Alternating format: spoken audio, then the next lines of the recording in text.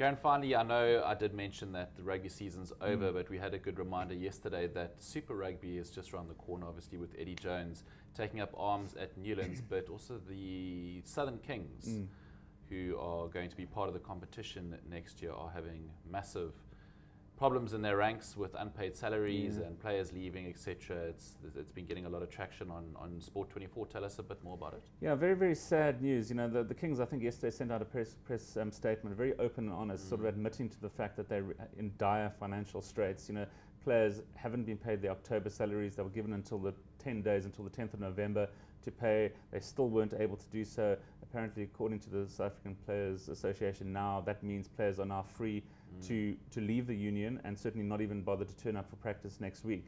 So we've already had 2 players leave. Tim Whitehead, probably the big name amongst them. He's now looking for another Super Rugby contract at another province. So the Kings, you know, with less than 3 months to go before their first match, they don't have a squad name. They don't even have a coach.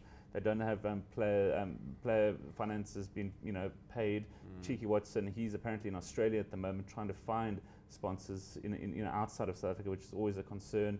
And then, you know, on top of all that, the poor Kings have been grouped in the tougher of the 2 South African conferences. You know, they're up against the Lions and the Sharks, and as well as the Argentinian side that's been added. On top of all that, they've got to play all the New Zealand sides. That's just how the Super Rugby works. So that conference will play the New Zealand, the other South African teams will play the Australians. It's slightly weaker. So, you know, I really see this, you know, even if they do show up next season, I can't see them winning many games, if any at all. You know, this is very much like a Saru, we promised you, you know, and then it's just come at the worst time. Apparently Saru are sort of trying to help out, but, you know, they don't want to be seen giving too much favour to the EP Kings, you know, because, you know, this was their idea.